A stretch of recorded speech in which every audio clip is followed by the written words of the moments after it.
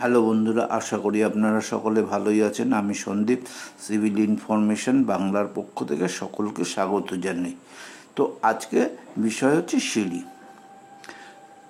আজকে আলোচনা করব এখানে 1 নম্বর হচ্ছে সিঁড়ি, সেটা প্ল্যান কাকে বলে, সেকশন কাকে বলে।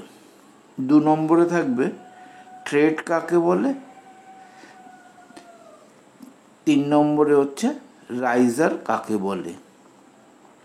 4 নম্বর বাড়ির উচ্চতা।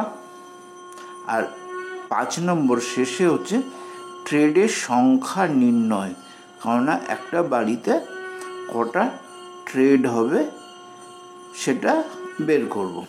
তো আসা যাক। তো আজকে 1 নম্বর প্ল্যান। আমরা কোনো কিছু উপর থেকে দেখলে আমরা যেটা দেখতে পাই সেটাই হচ্ছে প্ল্যান। আমরা সিঁড়ি যদি উপর থেকে দেখি, এইভাবে কতগুলি দাগের মতন দেখতে পারবো, আর দুপাশে দুটো ল্যান্ডিং আছে, এরকম স্পেস দেখতে পাবো। তো এটাই হচ্ছে আমাদের সিঁড়ির প্ল্যান। আর সেকশন হচ্ছে কোনটা? সেকশন আমরা যে কোনো সাইড থেকে দেখলে সিঁড়িটাকে কেমন দেখা যাবে। এবার সেকশন কেন করতে হয়? যে আমরা ওর হাইটগুলি সব বুঝতে পারি, কারণ প্ল্যানে তো প্লেন সারফেসে থাকছে, আমরা প্লেন সারফেসে থাকলে যেমন হয় তেমনই দেখতে পাই, ওখানে হাইট আমরা দেখতে পাই না। যার জন্য আমাদের ড্রয়িংগুলিতে প্ল্যান যেমনি প্রয়োজন তেমনি সেকশানেরও প্রয়োজন। এটা হচ্ছে প্ল্যানার সেকশন সম্পর্কে একটা বেসিক ধারণা দিলাম। এবার হচ্ছে ট্রেড কাকে বলে। ট্রেড হচ্ছে সিঁড়ির এই অংশগুলি। এবার এটা হচ্ছে সেই অংশই আমরা কোনো সিঁড়ি দিয়ে উপরে ওঠার জন্য যে জায়গাগুলিতে আমরা পা রেখে উঠি সেটাই হচ্ছে ট্রেড। তাহলে সাধারণভাবে ট্রেডের মাপটা হয় 10 ইঞ্চি। এটা হচ্ছে ডোমেস্টিক পারপাসে। এটা হচ্ছে ডোমেস্টিক পারপাসে 10 ইঞ্চি হয়। আর রাইজার, এইগুলি হচ্ছে রাইজার, মানে আমাকে কতটুকু রাইজ করলো, মানে উপরে তুললো। এই যে এই পার্টটা, এই যে এইগুলি। তো এবার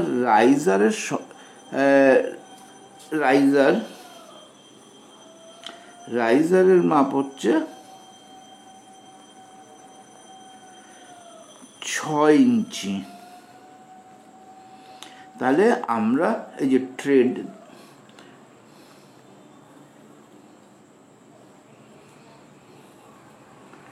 এই উপরের সারফেসটা হচ্ছে ট্রেড, যেখানে আমরা পা রাখি।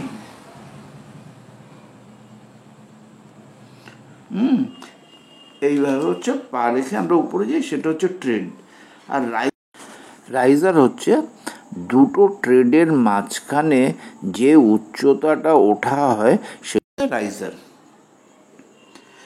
তো এবার এই রাইজার আর ট্রেড, সেটা সংখ্যা কি হবে সেটা নির্ভর করছে ওই 4 নম্বর বাড়ির উচ্চতার পরে।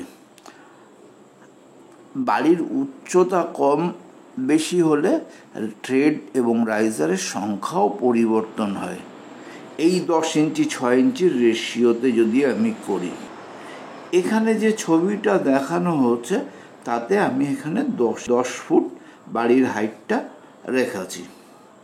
তাহলে আমাদের রাইজার হচ্ছে 6 ইঞ্চি। তো এবার কি করে ট্রেড রাইজারের সংখ্যা বের করব?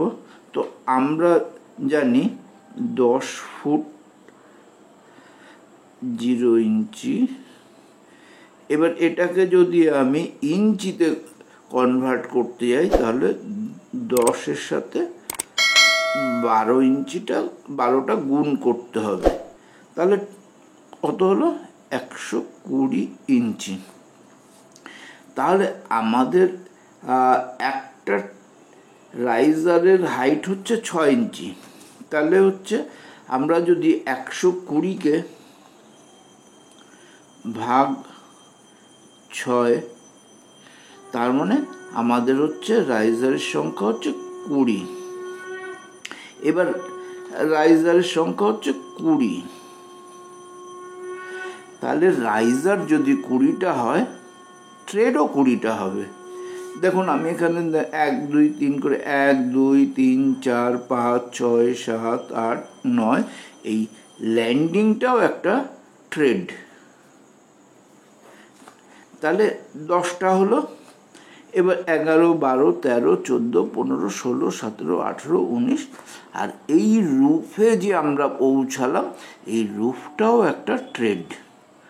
তাহলে কত হলো? 20টা হলো। তাহলে আমি 10 ফুটে পৌঁছে গেলাম।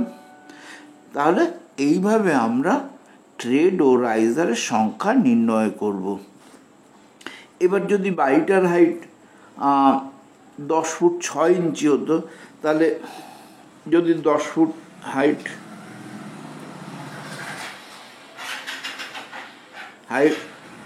10 ফুট 6 ইঞ্চি হতো, তাহলে কি হতো? 10 গুণ 12 প্লাস 6, তার মানে 126 ইঞ্চি হতো। এবার তখন ভাগ 6 দিয়েই করতে হতো, তাহলে তখন আবার 21টা হয়ে যেত। এবার যদি কম হতো তাহলে সংখ্যা কমে যেত। তো এইভাবে বিল্ডিংয়ের হাইটের সাথে ট্রেড রাইজারের সংখ্যা কমবে বা বাড়বে। আশা করি বিষয়টা বোঝা গেছে। যদি ভালো লাগে অবশ্যই লাইক করবেন, শেয়ার করবেন, আর চ্যানেলে প্রথমবার হলে অবশ্যই সাবস্ক্রাইব করবেন। ধন্যবাদ।